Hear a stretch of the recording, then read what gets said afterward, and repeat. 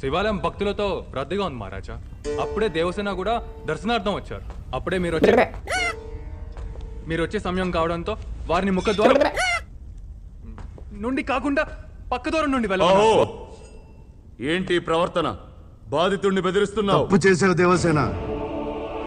ఆడదాని ఒంటి మీద చేయేస్తే నరకాల్సింది వేళ్లు కాదు, తల.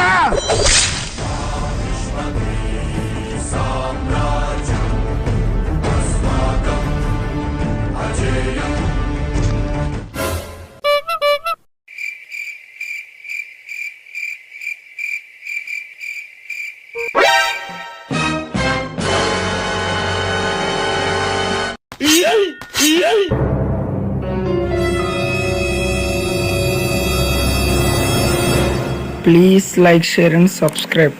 Thank you for watching this video.